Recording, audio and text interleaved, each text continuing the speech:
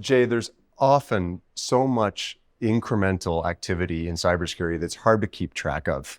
And with eSentire, you're automatically blocking already 3 million or more threats a day.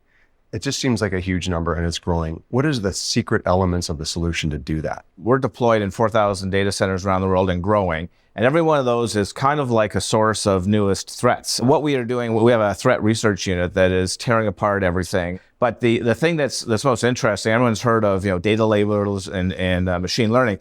We have a team of 125 threat analysts that are looking at active incidents every day, and they're labeling, they're nominating this is a potential threat. Then we throw it into a black box that running a bunch of algorithms on it, and 90% of those can automatically be promoted.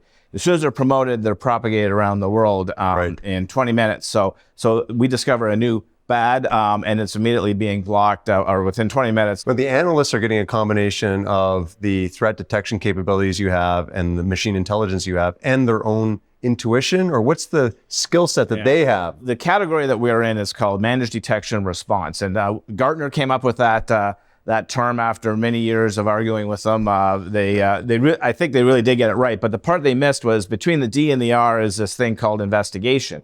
And the I is the most important part because that's the stuff that still evades all of the machine learning algorithms. Everyone in the industry faces the same challenges. So we use humans to do, I call it gray matter correlation or the last mile of investigation. Once we've confirmed adversary activity, we're actually taking the countermeasure to stop them. We're taking the machine offline or taking the server offline. That's a big decision. And you've said that if the bad guys want to get in somewhere, eventually they're going to get in there, especially if it's state or nation state sponsored. How do countries overcome this?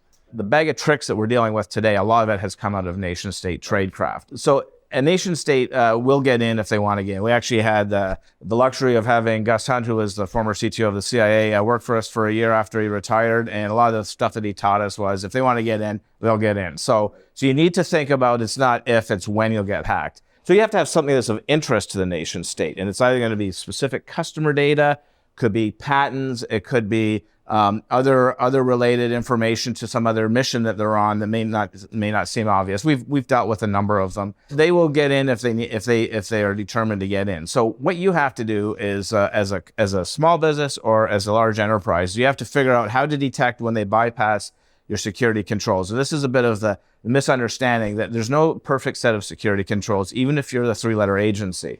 The security controls can be bypassed. The adversary is motivated to get around them. They only have to be right once.